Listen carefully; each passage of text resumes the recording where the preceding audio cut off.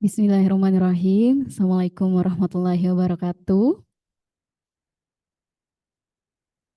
Selamat pagi, salam sejahtera untuk kita semua. Pertama-tama saya mengucapkan terima kasih sekali kepada Bapak Ibu dosen yang sudah hadir tepat waktu gitulah dalam kegiatan sosialisasi RPS tahun ajaran 2003-2024 semester genap.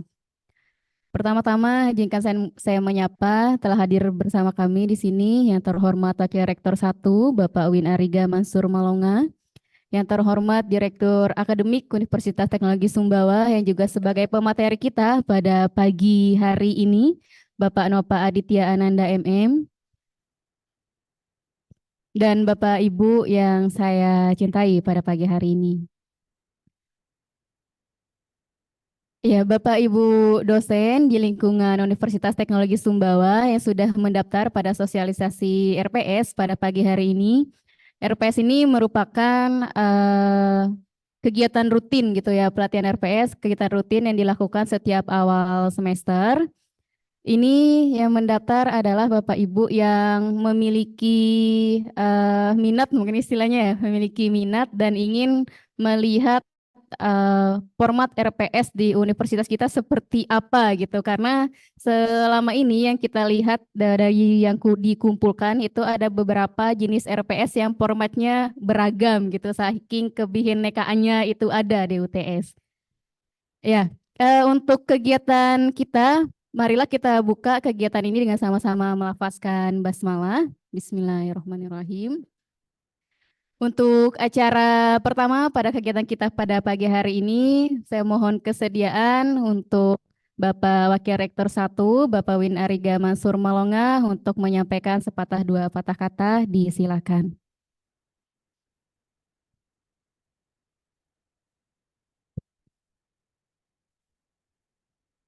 Bismillahirrahmanirrahim. Assalamualaikum warahmatullahi wabarakatuh. Yang saya hormati Direktur Akademik Pak Adit, yang saya hormati Bapak Ibu dosen sekalian. Alhamdulillah hari ini kita bisa berkumpul di sini untuk sama-sama saling bertukar informasi begitu ya, khususnya berkaitan dengan penyusunan RPS, yang dimana yang namanya menyusun RPS ini sebenarnya adalah kegiatan yang dilakukan oleh kita setiap semester. Dan saya yakin banyak dari kita nggak pernah upgrade RPS kita gitu ya. Jadi yang udah kemarin ada ya udah paling di share lagi di ketika diminta oleh Kaprodi atau Dekan. Ya semoga acara ini nanti dapat memberikan kita sedikit gambaran ya tentang bagaimana sih RPS yang layak versi akademik UTS. Salawat dan salam juga tidak lupa kita sampaikan pada junjungan kita Nabi besar Muhammad SAW. Ya, semoga kita adalah umat beliau yang mendapat syafaatnya kelak. Bapak Ibu sekalian, jadi memang RPS ini adalah sesuatu yang sifatnya wajib harus dikerjakan oleh dosen. Wajib. Kenapa wajib? Karena tanpa ada RPS, maka saya bisa pastikan perkuliahan itu tidak akan pernah terjadi. Kalaupun terjadi, maka itu tidak memiliki target, kemudian tidak memiliki dasar yang kuat, seakan-akan ilmu itu hanya di-share ya semaunya dosen saja. Jadi misal masuk hari ini ngajar apa ya, terus pekan depan kira-kira ngajar apa ya, jadi sekenanya dosen saja. Kalau memang tidak ada RPS. Saya amati setiap semester itu selalu pasti ada saja dosen yang nggak buat RPS. Kan itu bisa dilacak karena ada folder bersama itu di setiap, dan itu bisa diakses. Sebenarnya kalau saya lihat, waduh ini banyak sekali mata kuliah yang nggak ada RPS-nya. Saya nggak ngerti itu bagaimana cara evaluasinya tuh. Ya mungkin nanti insya Allah ke depan ya, kemarin Bu Rektor menyampaikan di semester ini insya Allah itu akan ada LPMF di setiap fakultas, jadi lembaga penjamin mutu fakultas. Ya harapannya kayak urusan-urusan RPS, urusan akademik segala macam nanti akan dikontrol oleh LPMF. Ya kedepannya mungkin lebih baik. Kalau kemarin kan semuanya di BPMA. Sedangkan BPMA sudah terlalu banyak sekali pekerjaannya. Jadi Bapak Ibu sekalian, saya yakin kita semua bisa buat RPS. Bahkan bahasanya RPS itu sejatinya tinggal di-download saja. Karena banyak dosen di seluruh Indonesia yang buat RPS gitu, yang sama mata kuliahnya. Tapi pertanyaannya apakah RPS yang dibuat itu sesuai dengan apa yang diinginkan oleh UTS itu sesuatu yang berbeda. Jadi hari ini kita berusaha untuk mencoba mensosialisasikan gitu ya, bagaimana cara menyusun RPS agar mudah gitu bagi setiap dosen untuk merancangnya. RPS itu kan banyak sekali bagan-bagannya gitu ya. Kayak menentukan CPL, CPMK dan segala macamnya gitu.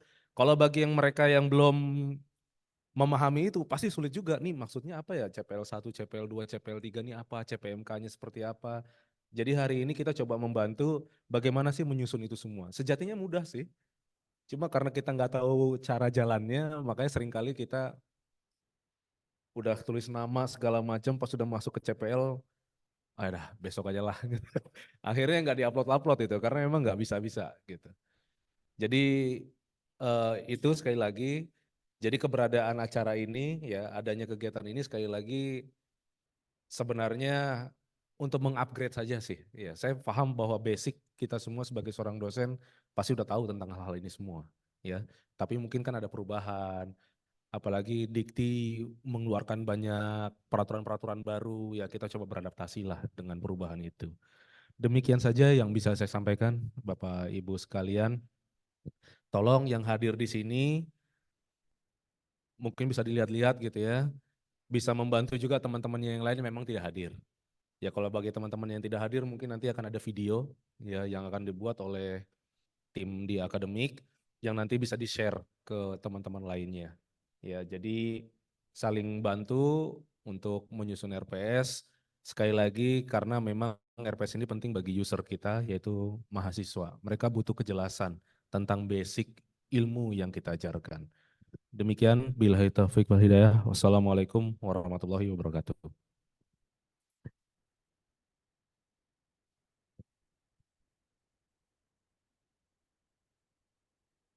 Baik, terima kasih kami sampaikan kepada Bapak Win Ariga Mansur Malonga yang juga merupakan Wakil Rektor 1 di Universitas Teknologi Sumbawa. Bapak Ibu dosen yang kami banggakan, acara selanjutnya yaitu penyampaian materi yang akan disampaikan oleh Direktur Akademik Bapak Nova Aditya Ananda MM tentang bagaimana penyusunan RPS gitu di Universitas Teknologi Sumbawa khususnya di tahun ajaran 2023-2024 genap. Mohon kesediaannya kepada Bapak Nova Aditya Ananda untuk menyampaikan materinya.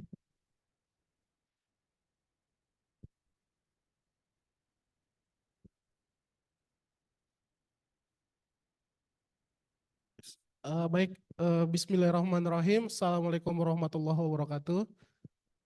Yang saya hormati Pak Warek 1, Pak Wenariga. Yang saya hormati Bapak Ibu semuanya.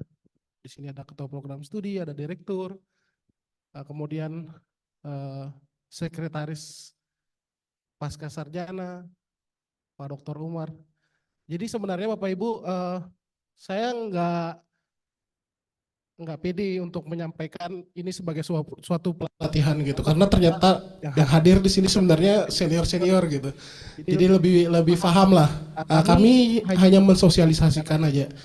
Baik Mas Adit, tolong apa namanya yang foto dulu.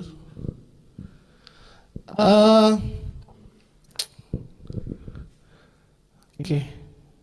Baik, saya hanya ingin mengingatkan mungkin, ya namanya manusia itu ada lupanya gitu. Jadi ya tugas kami hanya mengingatkan. Tugas dosen pada Undang-Undang 14 nomor 14 tahun 2005 itu sebenarnya sudah dinyatakan tugas dosen. Tugas dosen yang pertama adalah tridharma, melaksanakan penelitian, pengajaran, dan pengabdian kepada masyarakat. Itu tugas dosen. Pada pasal 60 itu sudah dijelaskan. di poin B itu dijelaskan kemudian dosen itu tugasnya merencanakan, melaksanakan proses pembelajaran serta menilai dan mengevaluasi hasil pembelajaran. Jadi seperti yang Pak Win sampaikan tadi, sebenarnya ini suatu hal yang wajib dilakukan oleh dosen.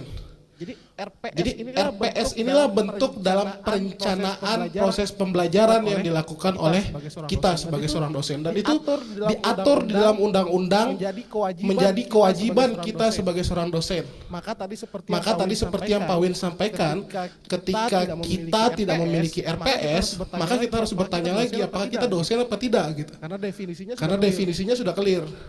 Definisinya kalau kita harus sebagai dosen itu merencanakan pembelajaran dari awal.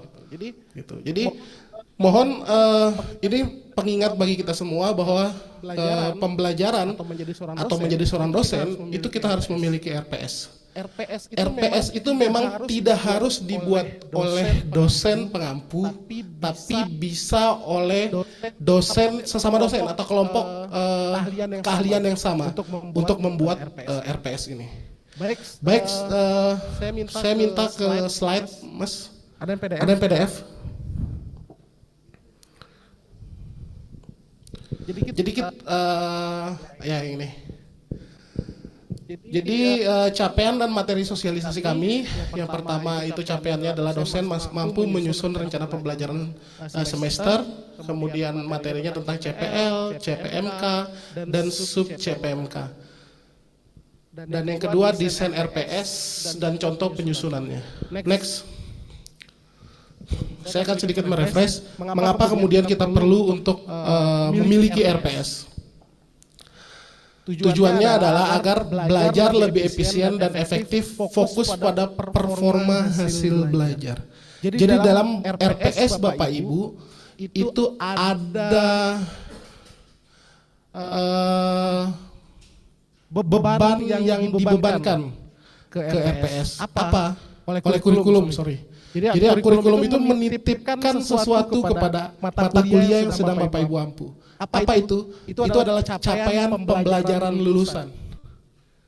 Jadi di setiap perkuliahan, di setiap mata kuliah yang disusun oleh kurikulum program studi, mata kuliahnya itu mengandung CPL yang kemudian dititipkan di situ untuk kemudian disampaikan kepada mahasiswa dan dicapai oleh mahasiswa di dalam mata kuliah kita. Jadi sebenarnya kita mengajar mata kuliah itu bukan perspektif kita yang digunakan, ini mahasiswa ini mau dapat ini harusnya di mata kuliah ini gitu. Tapi yang dilihat adalah apa yang menjadi capaian pembelajaran lulusan yang dititipkan oleh program studi kepada mata kuliah kita. Sehingga dalam kita merancang belajar itu akan lebih efisien dan efektif untuk mensupport CPL yang dibebankan tadi. Nah kemudian ya kita harus menjamin ketercapaian dari hasil belajar atau CPL tadi gitu. Apakah kemudian materi atau CPMK yang kita buat ini bisa mensupport CPL yang kemudian tadi dibebankan kepada mata kuliah kita. Kemudian ini juga tentunya menjadi panduan bagi mahasiswa untuk belajar dengan terang benderang. Maksudnya dari awal dia sudah tahu tuh pertemuan pertama materi apa yang dipelajari, apa bentuk asesmen dalam kegiatan itu dan berapa bobotnya. Ini termasuk dalam memberi transparansi dan akuntabilitas dalam pembelajaran. Jadi di dalam RPS itu nanti per pertemuan tidak harus satu pertemuan itu satu CPMK gitu. Maksud saya setiap CPMK atau sub CPMK itu memiliki asesmennya tersendiri. Asesmen itu kemudian diberikan bobot. Nah dari situ mahasiswa bisa tahu tuh. Oke di pertemuan pertama ada sub CPMK pertama. Sub CPMK pertama itu bentuk asesmennya itu nanti tugas. Tugas itu persentase bobotnya berapa? 2%. Berarti kalau dia tidak mengerjakan tugas pada pertemuan pertama, dia kehilangan 2% nilai. Dia sudah bisa menghitung. Oke, UTS persentasenya berapa? 30%. Oke, kalau dia ikut UTS 30% dia hilang. Itu bentuk akuntabilitasnya. Dan kita transparan terhadap mahasiswa. Mahasiswa tahu apa yang mereka harus pelajari. Mahasiswa tahu bagaimana cara mereka bisa mendapatkan nilai A. Karena di setiap bobotnya dia akan bisa menghitung. Jadi semacam kalau saya misalkan kuliahnya di pertemuan pertama dan pertemuan ketiga, misalkan di situ ada 2 tugas dan nilai bobotnya 10% dan saya tidak hadir di situ dan tidak mengumpulkan di situ, saya sudah bisa menghitung berarti maksimal nilai saya 90 gitu kan. Karena saya sudah kehilangan 10%. Itu pun kalau 90 itu kalau 100 semua nilai saya. Jadi betapa susahnya saya untuk bisa dapat nilai A. Karena saya kehilangan banyak di situ. Nah, jadi mahasiswa bisa menghitungnya. Kemudian, kenapa penting perencanaan ini, Bapak Ibu? Jadi kita itu di level dosen, itu punya tugas dan tanggung jawabnya seperti yang saya sampaikan tadi di sana. Tapi juga, kita harus mengevaluasi hasil pembelajaran mahasiswa. Bukan hanya memberi nilai. Kenapa kemudian? Saya sudah sediakan tools bagaimana cara mengukur ketercapaian CPL. Nanti seharusnya dosen-dosen juga bisa menghitung itu. Jadi di mata kuliah saya dibebankan CPL ini, CPL 1 misalkan tentang S1, dia bertakwa kepada Tuhan Yang Maha Esa. Oke, bertakwa kepada Tuhan Yang Maha Esa ini, jenis tugasnya itu misalkan ada tugas mahasiswa mereview apa gitu, dan nilainya itu 10%. Nah kita harus evaluasi nih 10% ini kemudian tercapai nggak di mahasiswa dengan bobot 80%. Itu ada saya buat panduannya. Nah sehingga kita dosen tahu nih, oh ternyata mahasiswa saya kalau di rata-rata mereka mencapai nilai 80%. Kalau 80% itu kalau kita pakai sebenarnya standar EAC-CSB itu kami dikasih tahu di angka 70%, tapi kami di universitas naikkan 80% gitu. Nah kalau 80% berarti sudah berhasil kita kemudian atau kita sebagai dosen itu sudah mencapai hasil belajar sesuai dengan yang dibebankan kepada CPL itu. Jadi CPL itu sudah berhasil 80%. Nah itu saya sudah share ke Prodi bagaimana cara menganalisis itu gitu. Nah di tingkat dosen seperti itu, di tingkat program studi juga Bapak Ibu juga harus melakukan evaluasi. Tadi CPL tadi itu adalah titipan dari Prodi kepada dosen-dosennya yang mengajar mata kuliah. Nah, Prodi juga harus melakukan evaluasi sebagai proses dalam manajerial mereka. Jadi RPS kita bukan hanya berguna kepada kita dosen dan kepada mahasiswa, tapi juga kepada struktural di atasnya. Ketua program studi itu harus mengukur apakah kurikulum ini relevan apa tidak, sudah tercapai apa tidak. Nah itu di level Prodi itu kemudian dia memonitoring. Oke, mata kuliah ini dengan CPL ini sudah tercapai. Oke, mata kuliah B sudah tercapai. Jadi bisa nanti menjadi bahan evaluasi bagi Prodi. Oke, ternyata mata kuliah A dan mata kuliah B ini tingkat, misalkan yang sering itu adalah statistika 1 dan statistika 2. Dulu dasar membaginya itu karena dirasa kalau satu aja statistika itu terlalu berat bebannya bagi mahasiswa. Maka kemudian di-split jadi 2. Jadi probabilitas dan lain-lain disampaikan di pertemuan statistik 1. Nanti baru analisis di statistik 2. Padahal di beberapa kampus statistika itu berdiri sendiri satu mata kuliah. Kalau di kita di-split. Nah nanti bisa aja dari hasil evaluasi, oh ternyata statistika 1 hasil ketercapaian CPL-nya 80%. Di statistika 2 80%. Berarti kan sudah berhasil. Nah mata kuliah ini bisa aja nanti jadi evaluasi bagi program studi untuk digabung aja. Karena dasar di pecah kemarin mahasiswa nggak sampai gitu. Mahasiswa nggak mampu untuk kalau satu mata kuliah aja gitu. Jadi di-split jadi 2. Padahal dari hasil evaluasinya bagus. Ya bisa dijadikan 1. Nah itu dasar kalau saya cerita di level manajerialnya. Baik kemudian sebagai panduan juga bagi dosen dalam pengampuan pembelajaran pada mata kuliah. Jadi ini akan menjadi dasar juga bagi kita. Jadi kita sebagai dosen tadi merencanakannya dari awal. Jadi jangan sampai ada tugas mahasiswa yang dibuat di tengah-tengah jalan gitu. Misalkan asesmen pertama mahasiswa kita kasih proyek buat produk kewirausahaan. itu kita dapat pada pertemuan ketiga. Padahal di RPS-nya nggak ada. Gitu. Itu nggak boleh. Karena itu sudah melanggar maksudnya prinsip bahwa dia harus direncanakan dari awal. Next. Baik di dalam Permendikbud nomor 3 tahun 2020 yang sudah diganti jadi Permendikbud 53 tahun 2002 tahun kemarin ya 2023 itu sebenarnya nggak terlalu banyak menyinggung tentang apa aja konten yang ada di RPS, hanya saja hampir sama, jadi saya nggak mengganti, jadi sama dengan nomor 3-nya. Jadi RPS itu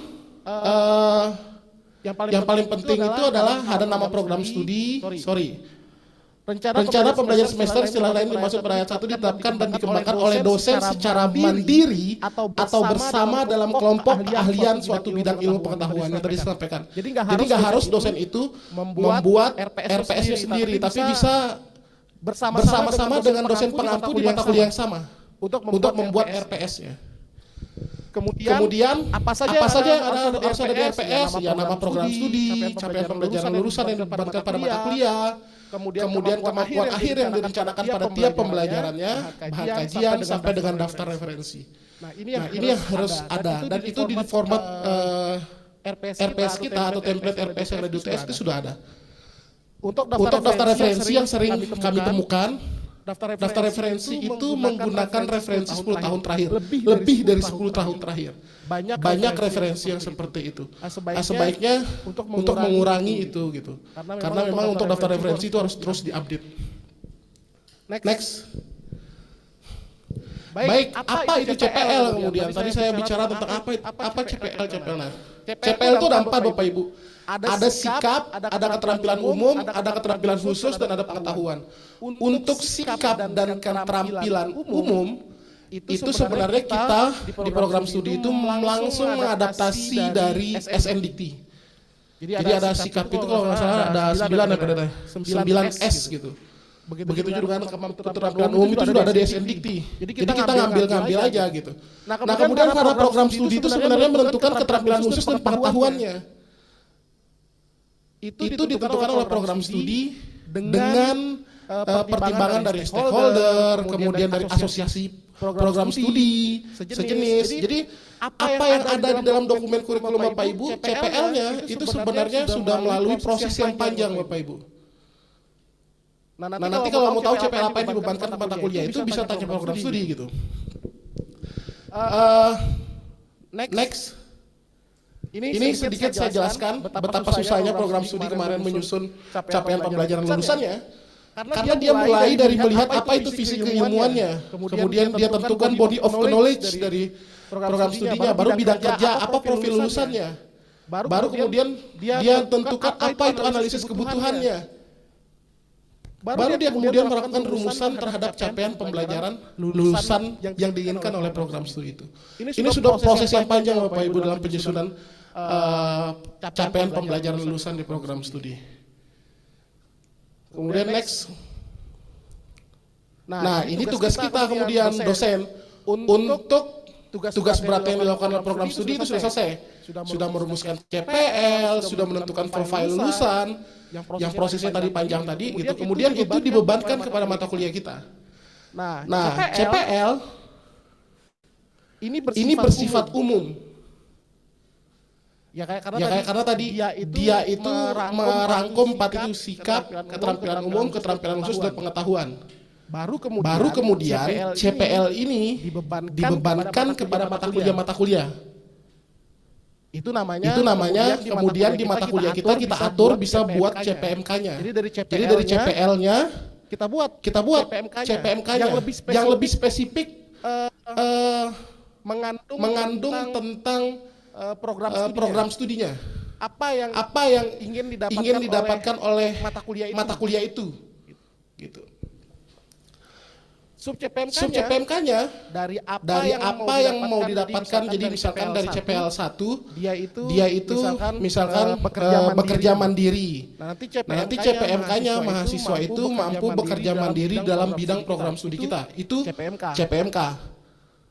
sub CPMK-nya kemudian sesuatu yang memang bisa kita ukur. Oke, dari CPMK tadi mahasiswa itu bisa bekerja mandiri dalam bidang ilmunya pada bidang pemasaran misalkan. Jadi spesifik langsung dia sesuatu yang bisa diukur. Next. Di sini ada anatomi dari learning outcome tadi CPMK tadi. Dia ada verb atau apa kemampuan yang ingin diberikan, kemudian bahan kajian dan konteks. Nah, untuk kemampuan itu nanti yang behaviornya tadi, itu nanti ada pedoman dalam menyusunnya. Ada kata kerja operasional istilahnya. Misalkan taksonomi Bloom, jadi kita pakai taksonomi Bloom misalnya. Ada levelnya. Levelnya misalkan C1 sampai C6 gitu kan. Itu levelnya. Nah, dalam menentukan ini kita menggunakan kata kerja ini. Jadi mahasiswa mampu mengkaji dan menyusun ini ada patokannya.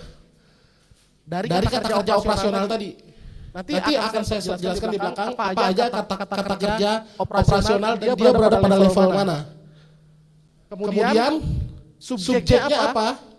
Bahan kajian apa yang akan dikaji, dipelajari mahasiswa. Dalam konteks ini mata kuliah metodologi penelitian, mahasiswa mampu mengkaji dan menyusun rancangan proyek. Kemudian konteksnya kewirausahaan kecil dan menengah. Ini anatominya. Jadi harus ada behaviornya atau verbnya, noun, baru ada adverbnya, baru jadi CPMK-nya. Next. Nah, untuk menyusunnya tadi kita pakai prinsip yang namanya SMART gitu. SMART itu spesifik bahwa capaian pembelajaran harus jelas, menggunakan istilah yang spesifik menggambarkan kemampuan pengetahuan, nilai dan sikap dan kinerja yang diinginkan. Kemudian measurable, dia harus bisa diukur. Kemudian achievable, ya tentunya mahasiswa bisa mencapainya itu. Jadi jangan sampai kita buat mahasiswa mampu membuat mall misalkan. Yang nggak bisa gitu, atau mahasiswa mampu terbang ke bulan gitu kan nggak bisa gitu. Jadi maksudnya dia harus bisa didapat oleh mahasiswa, dicapai oleh mahasiswa. Kata kuncinya satu semester.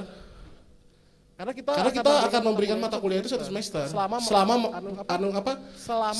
masa pembelajaran dia. Realistik itu memang sesuatu yang bisa mereka lakukan. Atau bisa mereka capai, dan time bound-nya juga jangan dilupakan.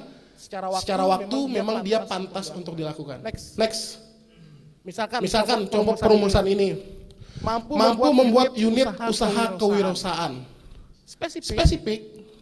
Dia bisa dilakukan gitu. Dia measurable, tapi nggak bisa dilakukan gitu. Kemudian nggak realistik gitu. Membuat unit usaha kewirausahaan. Jadi panjang sekali prosesnya gitu. Dan secara time bound ini lama banget untuk bisa dicapai mahasiswa. Tapi kalau di sini di yang nomor 2 mampu mengkaji dan menyusun rancangan proyek kewirausahaan. Ini sebuah rancangan saja, bukan sampai pada unit. Dia bisa membuat unit kewirausahaan tadi gitu. Nanti itu. Kemudian mampu merasakan berbagai perubahan teknologi informasi dan komunikasi. Ini kan merasakan itu susah banget gitu. Baru yang mampu melakukan pemeliharaan sistem mekatronika secara berkesinambungan. Jadi harus itu. Next. Ini contoh keselarasan antara CPL, CPMK dan sub CPMK. CPL tadi masih bersifat umum. Dia diturunkan dari program studi kepada mata kuliah itu. CPMK itu kemudian mengerucut kepada mata kuliahnya apa yang ingin dicapai oleh mata kuliah tersebut. Sub CPMK itu bagaimana cara mengukurnya. Contoh nih. Di dalam CPL yang dibebankan oleh program studi, yang dirancang oleh program studi, itu ada CPL mampu merancang dan melaksanakan penelitian dengan metodologi yang menganalisis dan menginterpretasi data dengan tepat. CPL ini kemudian dibebankan kepada 3 mata kuliah. yang pertama metodologi penelitian, tugas akhir atau skripsi dan statistik. Jadi CPL mampu merancang itu dibebankan oleh prodi kepada 3 mata kuliah. Oke. Sekarang di mata kuliah metodologi penelitian kita kerucutkan dia. CPMK yang dibuat mampu merancang dan melaksanakan penelitian dengan metodologi yang benar. Jadi CPMK-nya itu dibuat berdasarkan CPL di atasnya. Baru kemudian untuk bisa mencapai mahasiswa mampu merancang dan melaksanakan penelitian dengan metodologi yang benar, mahasiswa itu harus mengukurnya dengan cara pertama dia harus mampu menjelaskan dulu apa itu metode penelitian kuantitatif, apa itu metodologi penelitian kualitatif. Baru kemudian dia bisa merumuskan nggak permasalahan penelitian. Baru setelah itu baru dia bisa merancang apa tidak penelitian. Nah, dari satu CPMK ini turun jadi 3 sub CPMK. Ada pertanyaan yang sering muncul. CPL program studi itu banyak gitu. Biasanya di satu mata kuliah itu sikap aja ada 2 atau 3 misalkan. Terus keterampilan umum ada 2. Misalkan keterampilan khusus juga ada 3. Pengetahuan ada 3. Nah terus berapa CPMK? Apakah harus 1 CPL, 1 CPMK? Atau bagaimana?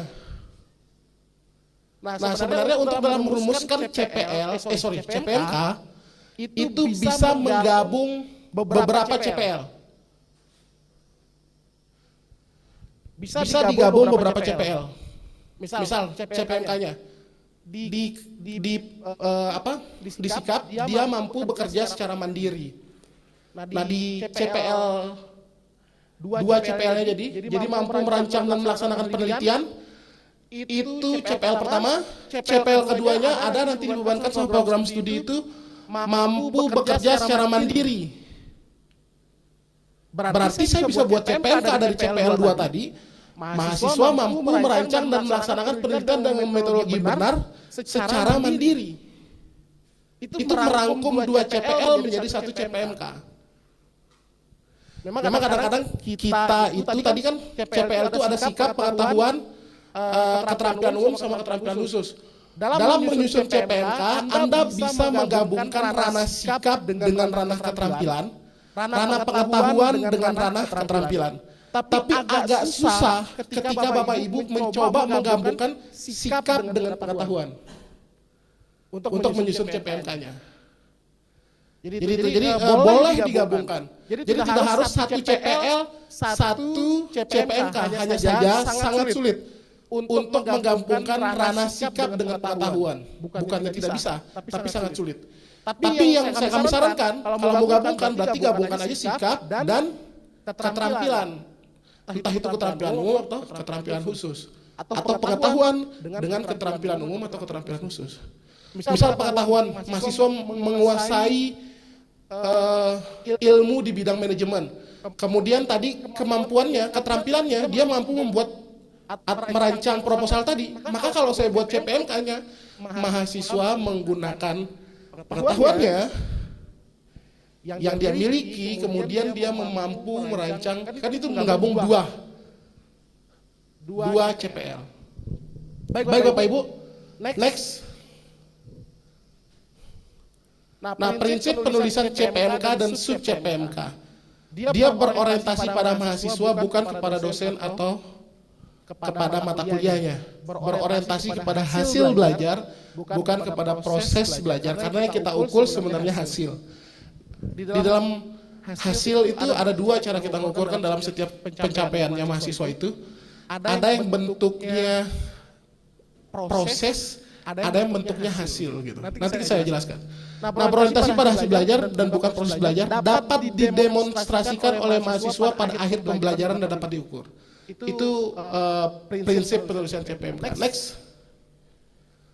Contoh CPMK dan sub CPMK, dosen mengajarkan tentang penyusunan proposal penelitian gitu kan. Itu Kan kita student center learning kan ya. Jadi kalau itu senternya di dosen gitu. Nah kemudian dosen mengajarkan. Jadi dosen pusatnya gitu. Padahal di dalam student center learning itu mahasiswa pusatnya. Maka mahasiswa mampu menyusun proposal penelitian.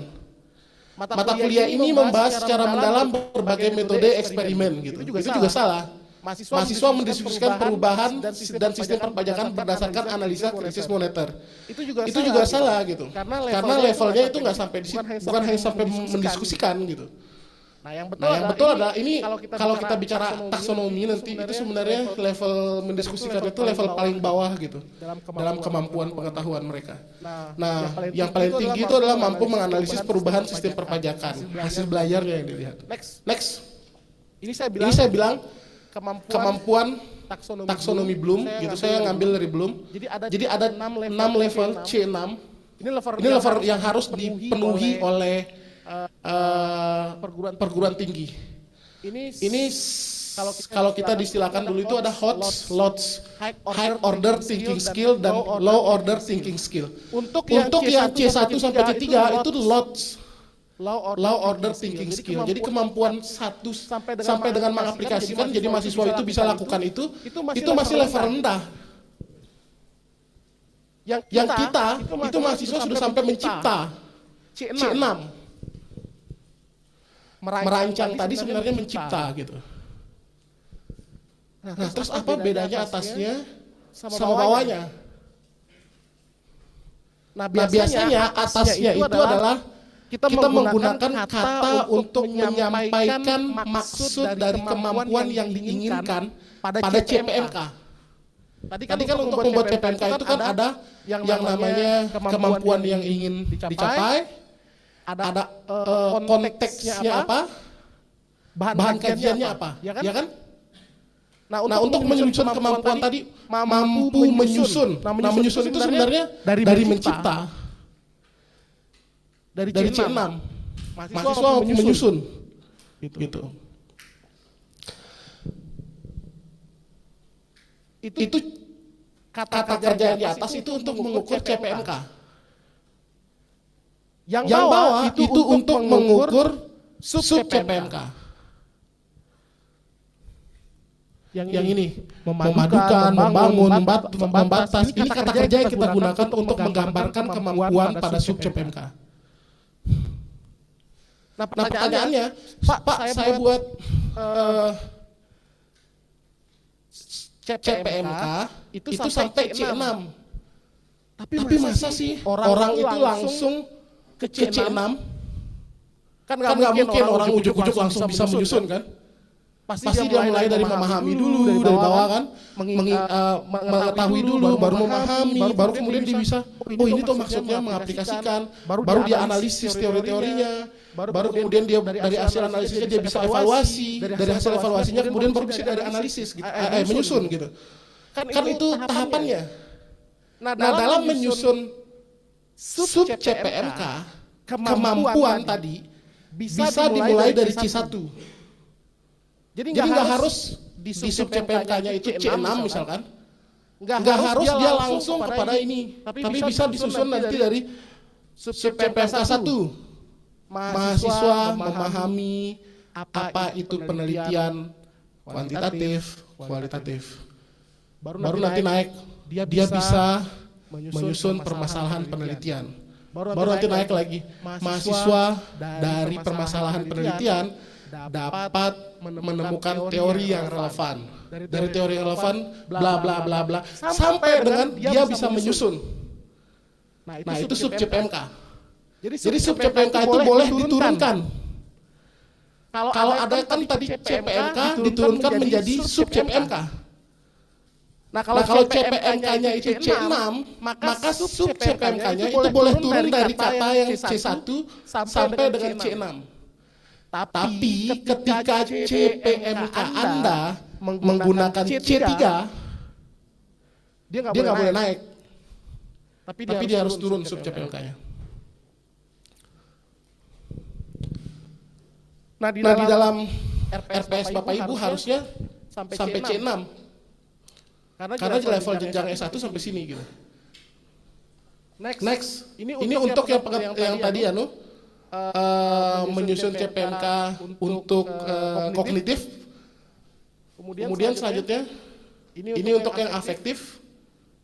Next. Nah, sama aja.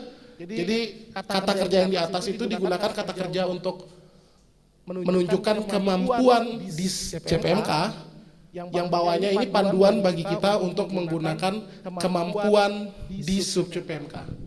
Next. Untuk psikometriknya kayak gini. Next. Nah, ini kemampuan tadi itu. Jadi tadi mahasiswa mampu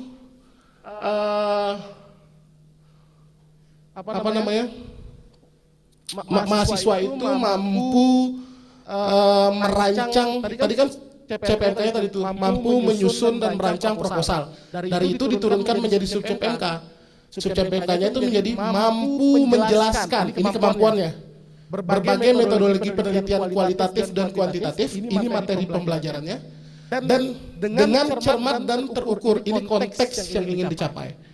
Maka di sini harus dilihat, oke, mampu menjelaskan, itu C2.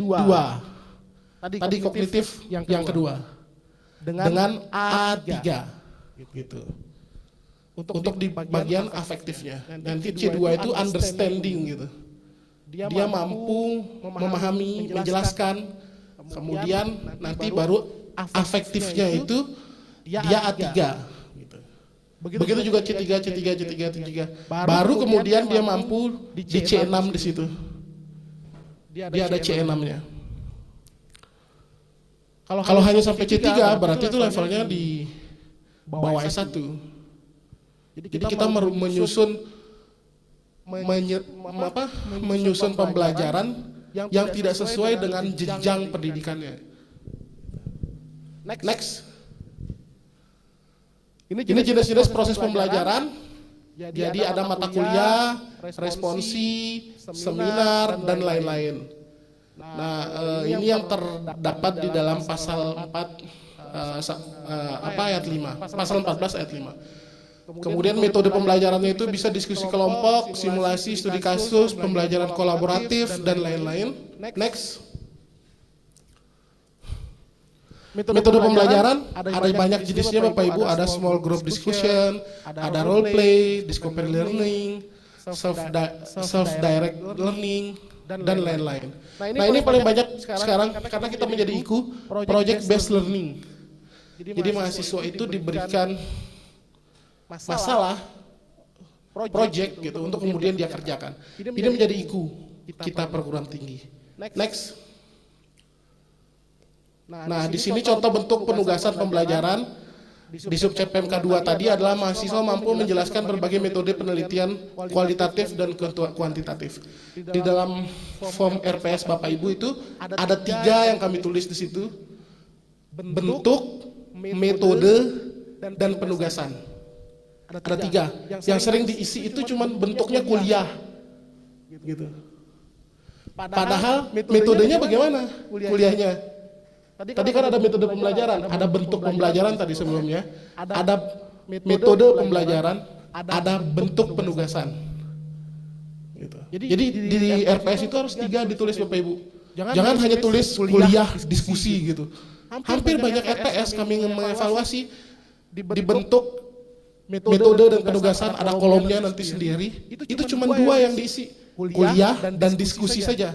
Padahal bagaimana penugasannya juga nggak dijelaskan.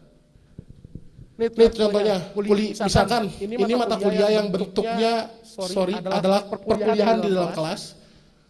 Kemudian metode yang digunakan diskusinya itu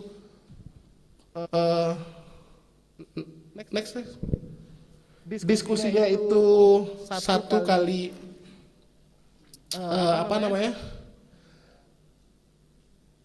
Jadi di dalam SNDikti Permendikbud itu dulu diatur.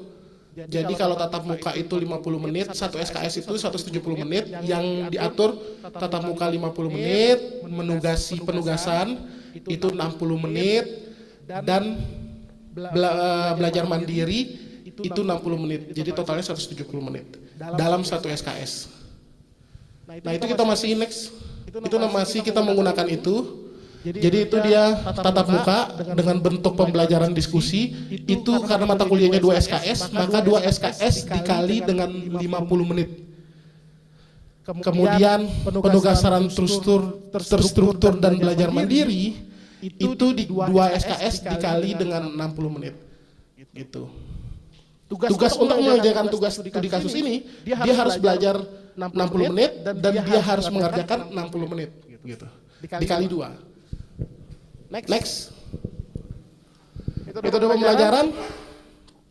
Saya fokus kepada IQ butir 7, di mana di IQ ini sebenarnya disampaikan dia mau mengetahui berapa persentase program studi, mata kuliah di program studi yang menggunakan case method dan project base di dalam bobot evaluasinya yang 50%. Jadi untuk bisa masuk ke IQ 7, kita harus menggunakan bobot evaluasi 50%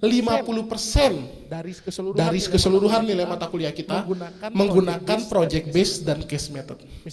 Misalkan kalau dulu kita sering tahu kuliah, presensi 10%, tugas 30%, UTS 30%, UAS 30%. Nah kalau kayak gini modelnya berarti dia tidak termasuk pada IQ 7.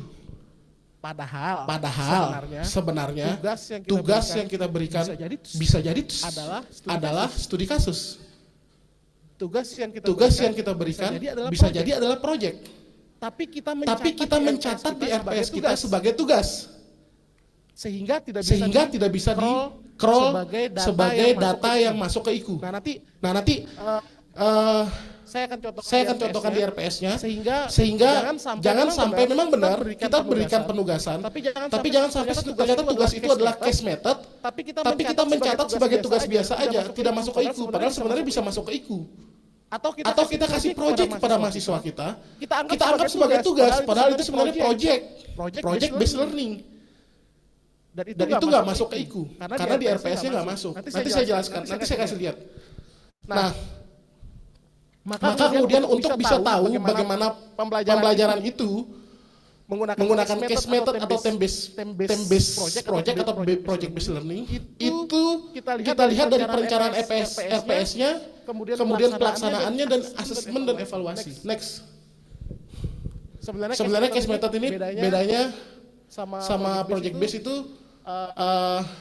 kalau case method itu kebanyakan diselesaikan pada satu pertemuan itu aja. Jadi di kelas kita kasih kasus, mahasiswa menjawabnya atau menyelesaikan permasalahannya, kemudian mereka menyampaikan kepada kita.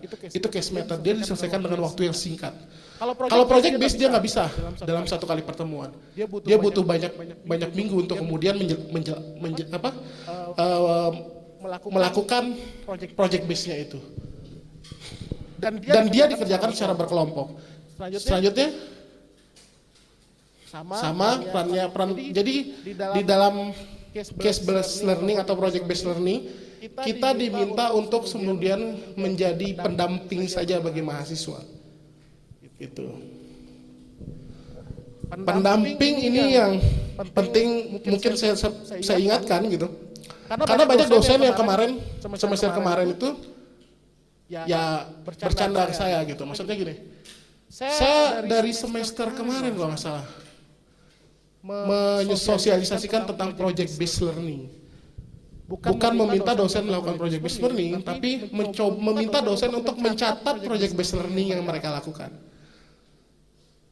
Nah, beberapa dosen itu mentafsirkan project based learning itu memberikan mahasiswanya project dan selesai, ditunggu di akhir. Jadi pertemuan pertama masuk dosennya, pertemuan ke-16 baru dosennya balik lagi untuk kemudian minta mahasiswanya mempresentasikan project base-nya. Ini yang salah. Karena dalam project base kita sebenarnya memang tidak mengajari mereka tapi membimbing mereka. Kita harus bisa tentukan tuh untuk bisa mahasiswa menyusun proposal, apa langkah-langkah yang harus mahasiswa tahu. Oke, yang pertama dia harus tahu dulu apa permasalahan yang terjadi. Maka kita dalam pertemuan yang 14 kali pertemuan itu, misal pertemuan pertama sama pertemuan kedua, kita harus bisa memastikan mahasiswanya sudah ketemu masalah apa belum. Dan kalau dia belum ketemu masalah, kasih tahu dia, ini salah kamu nih. Kamu ini bukan masalah. Ini masalah, coba cari lagi masalahnya. Oke, di pertemuan ketiga keempat, kita dosen membimbing lagi. Membimbing apa? Oke, setelah mereka menemukan masalah, teori yang relevan yang digunakan sama dia apa? Untuk bisa menjelaskan permasalahan yang terjadi. Oke, setelah teori relevannya, bagaimana cara metode yang kita gunakan untuk bisa menyelesaikan permasalahan ini? Nah, dalam setiap rancangan tadi, dosen harus hadir di situ, bukan dosen meninggalkan dia. Jadi jangan jadi polisi di belakang gitu loh. Kalau jadi polisi di belakang, proses pembelajaran ini nggak terjadi gitu loh. Mahasiswa mau berubah susah. Misalkan dari awal dia menyusun permasalahan nggak dibimbing. Dari awal dia kemudian cari teori nggak dibimbing. Dari awal metodologi penelitian dilepas. Terus Anda berharap bahwa di akhir mereka akan punya mampu menyusun proposalnya dengan baik. Terus Anda hadir di situ kemudian bilang, kamu salah, nilaimu D. Apakah itu proses pembelajaran yang kita harapkan? Nanti akan saya jelaskan prinsip penilaian di belakang gitu. Jadi sebenarnya tugas kita dosen ini sebenarnya memotivasi mahasiswa kita gitu. Jadi kalau pertemuan pertama dia sudah tahu salah dia, harusnya dia sudah bisa memperbaiki kesalahannya dia itu. Sehingga dia termotivasi nih, oke, saya salah, ini saya cari benarnya. Nanti di langkah selanjutnya ketika dia menemukan teori, dia sudah nggak boleh salah lagi. Nah, tugas kita memotivasi mereka terus di setiap langkah yang mereka lakukan. Saya kemarin magang di UI, saya senang pergi makan-makan gitu Bapak Ibu. Akhirnya saya makan di beberapa yang dekat dengan tempat saya itu Pusgiwa itu, teknik, sastra, baru FISIP. Nah, saya main-main ke FISIP nih makan di sana. Di situ ada dosen. Saya bicara, saya sampaikan, saya bawa dari UTS dan lain-lain. Akhirnya beliau bercerita ini tentang pengalamannya, pengalaman beliau mengajar lah gitu. Ada satu mahasiswa dia yang S1, mahasiswa FISIP, itu melakukan penelitian di Filipina, di daerah konflik. Dia meneliti tentang separatis yang di Filipina, dan dia punya kontak semuanya, semua gerakan itu. Dosennya bilang, ini yang harus kita lakukan dalam pembelajaran, Mas. Bisa aja kita dosennya nggak bisa lakukan apa yang mereka bisa lakukan. Saya kalau disuruh ke Filipina mati saya, Mas, katanya. Karena sana konflik, tapi dia bisa melakukan itu. Nah, tugas kita memunculkan sebenarnya potensi-potensi yang mereka miliki lewat motivasi-motivasi yang kita berikan. Dan kita tidak akan pernah bisa memotivasi mereka kalau proses mereka itu kita biarkan begitu aja gitu loh. Kita harap kemudian mahasiswa kita bisa pergi seperti mahasiswa UI, tapi dalam proses perjalanannya kita melupakan proses kita, bimbingan dan lain-lain. Bahkan proses memotivasi gitu. Nah itu sebagai masukan aja bahwa ternyata kita butuh untuk membimbing mahasiswa kita untuk bisa lebih sesuai dengan apa yang dia mau. Nah itu peran dosen dalam project base-nya. Jadi jangan kasih tugas, kemudian tinggalkan mereka, nanti di akhir baru kemudian dosennya itu masuk kasih nilai. Makanya kemarin tuh Pak Win hasil evaluasi kami, ini kenapa kelas banyak kosong gitu. Si dosennya bilang sama saya, ini kan project base, nggak harus dosen di dalam kelas gitu. Lalu pertanyaan saya kemudian, bagaimana caranya dosen itu membimbing mahasiswanya? Kan ada WA. Nah pertanyaannya, secara manajerial kaprodi kan tadi saya bilang, kita sudah bisa harus merencanakan pendidikan, tapi di level atas kita juga harus melakukan monitoring terhadap pelaksanaan di bawah. Pertanyaan saya, kaprodi bisa mengakses nggak WA mahasiswanya? Kalau memang bisa diakses, silakan laksanakan. Karena prosesnya berjalan kan, kita sebagai dosen menjalankan tugas kita, program studi memonitoring itu dan memastikan bahwa memang berjalan seperti adanya. Kan sama-sama akhirnya jalan tugasnya. Jadi jangan sampai sebenarnya dosen itu seperti project base itu bisa aja menggunakan apa-apa. Tapi yang harus program studi pikirkan adalah bisa nggak diakses itu. Kalau perkuliahan Bapak Ibu misalkan, bagaimana program studi mengakses bisa dosennya masuk kelas apa enggak? Semua dosen harus mengisi siakat. Di peraturan rektornya seperti itu. Dosen itu harus mengisi siakat. Back office bagaimana tahu dosennya masuk? Tinggal lihat siakatnya. Di siakat itu kan ada tanggal dosen itu kemudian masuk. Ada materi pembelajaran yang harus diisi di sana. RPS diserahkan kepada ketua program studi.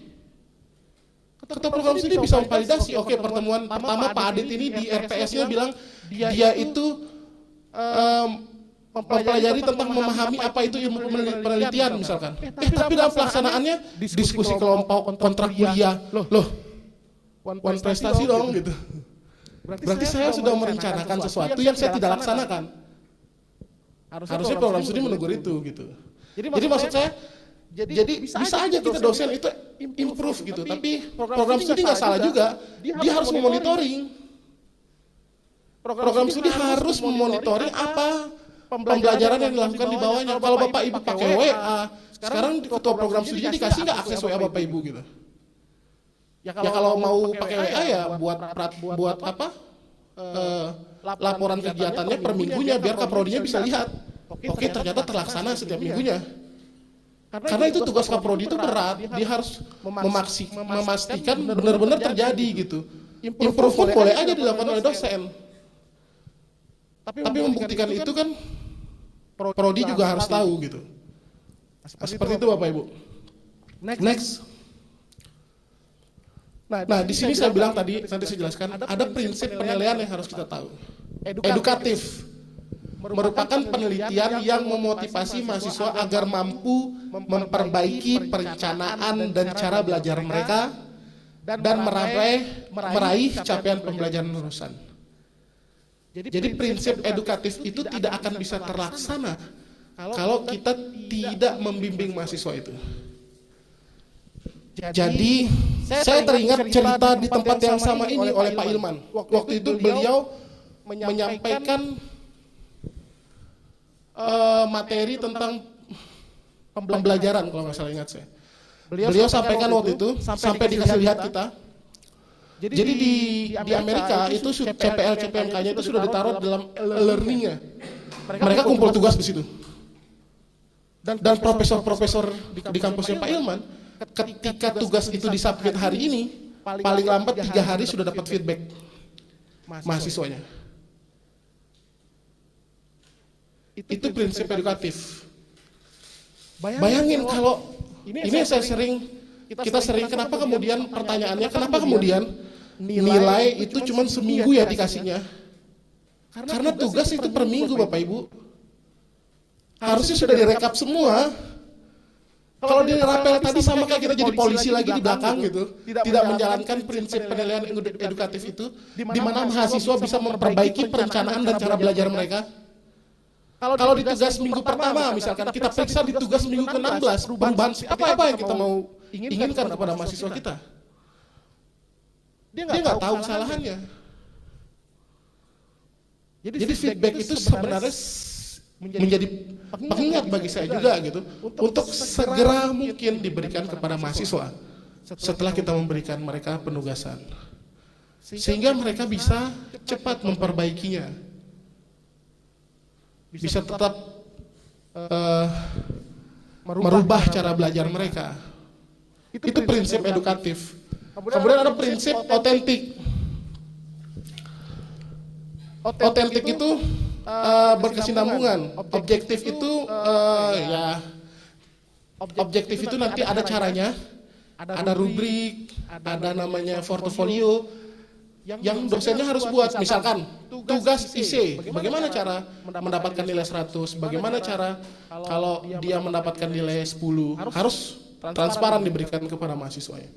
Kemudian accountable, bisa dilaksanakan merupakan penilaian yang dilaksanakan sesuai dengan prosedur, transparan, jadi dosen dan mahasiswa itu tahu bagaimana cara dapat nilai, begitupun kaprodinya nanti atau siapapun yang berkepentingan terhadap itu tahu bagaimana proses untuk bisa dapat nilai A. Itu transparan. Kadang-kadang yang disampaikan sama Pak Ilman itu ada baiknya feedback yang diberikan kepada mahasiswa. Tugas kita sebenarnya bukan hanya memberitahu mereka mereka salah, tapi bagaimana cara bisa memotivasi mereka. Kemarin itu disampaikan memang profesor itu menyampaikan kesalahan mahasiswa menggunakan kata yang halus. Dimulai dari memotivasi di awal, oke, good job misalkan. Ini tulisan sudah bagus, bla bla bla bla bla bla bla, perlu penyempurnaan seperti ini di belakangnya. Itu sebenarnya dia menyampaikan kalau salah kamu gitu, tapi nggak mengejat langsung ini salah gitu kan. Tapi dia motivasi nih, dia apresiasi dulu apa yang sudah dilakukan, baru di belakangnya baru disampaikan. Dan itu pun bahasanya sangat soft gitu. Seolah-olah kalau kita baca harfiah gitu, itu seolah-olah bukan sebuah komentar kesalahan. Tapi sebenarnya itu bagian dari bagaimana cara kita bisa memperbaiki. Nah mungkin itu caranya kita kemudian, Bapak Ibu tentunya lebih paham tentang bagaimana cara memotivasi mahasiswa. Tapi maksud saya, dalam prinsip edukatif yang kita lakukan tadi, kita juga penting untuk memotivasi mereka untuk bisa lebih baik gitu. Next. Nah, teknik dan instrumen penelitian tadi saya bilang ada sikap, keterampilan umum, keterampilan khusus, dan pengetahuan. Ini penilaian terhadap kemampuan yang ingin kita capai. Teknik kita menilai ada observasi, partisipasi, unjuk kerja, tes tertulis, lisan, dan angket. Nah, instrumen untuk menilai sikap keterampilan umum, keterampilan khusus, dan pengetahuan itu ada dua instrumen. Yang pertama rubrik dan yang kedua portofolio. Kalau Bapak Ibu ingin menilai proses pembelajarannya, pakai rubrik. Kalau Bapak Ibu mau menilai hasil kerjanya, pakai portofolio. Itu beda. Misal, saya ingin mengetahui prosesnya, gitu. Mahasiswa mampu memahami, gitu. Ya berarti buat rubriknya. Kalau dia dapat nilai 0 sampai 20 misalkan, dia bisa menjelaskan sedikit lah. 30 sampai sekian seperti apa, dan nilai 80 seperti apa. Itu rubrik. Prosesnya kita mau lihat. Kalau hasilnya, maka kita menggunakan instrumen penelitian yang namanya portofolio. Contohnya Bapak Ibu ada di, kami sudah menyusun sebesar kemarin panduan penyusunan RPS. Nanti saya tampilkan sedikit. Oke, next. Ini proses penilaian di dalam pendidikan di mata kuliah. Kita bagi tiga, saya bagi tiga tahapnya. Ada perencanaan, ada implementasi, dan ada evaluasi. Sebenarnya kurang lebih seperti ini. Di program studi juga ada perencanaan, ada implementasi, dan ada evaluasi. Pada tahap perencanaan, dosen itu harus membuat RPS dan harus membuat kontrak kuliah. Artinya bobot dan lain-lain itu memang sudah kesepakatan antara saya dengan mahasiswa saya, dan itu tertera di kontrak kuliah juga. Jadi di RPS kita itu kita sudah sepakati nih apa yang mereka bisa mampu, dan kita juga menilai bahwa itu mampu gitu, dan kita memberikan mereka perencanaan juga kepada mereka. Setelah kita di perencanaan ini, kita jalan ke implementasi. Mahasiswa mengikuti perkuliahannya, mahasiswa mengerjakan tugas UTS dan UAS-nya, dosen pengampu MK memberikan arahan dan bimbingan kuliah. Itu implementasi. Implementasi dari perencanaan tadi, dari RPS-nya. Baru tahap ketiga itu evaluasi. Dosen memeriksa tugas, kemudian dosen memberikan nilai. Sebenarnya ini yang dibilang PDCA tadi. Plan, do, check, action. Jadi sebenarnya ini prosesnya, proses tiga ini berjalan gitu. Itu siklusnya. Siklusnya kita merencanakan, kita kemudian mengimplementasi, kemudian kita melakukan evaluasi. Itu siklus yang harus kita lakukan setiap semesternya, setiap MK-nya. Kita rencanakan, kita buat kontrak kuliahnya, kita buat RPS-nya. Kita implementasi, kita ngajar di kelas, kita evaluasi, kita berikan nilai kepada mahasiswa, dan kita melakukan evaluasi terhadap keseluruhan mata kuliah kita seperti apa. Kenapa banyak mahasiswa yang nggak lulus? Kenapa evaluasi diri? Refleksi gitu. Next. Nah jadi, oke, terima kasih. Jadi itu aja materinya. Nah saya akan kasih lihat contohnya RPS-nya. Baik, ini contoh RPS-nya. Ini mata kuliah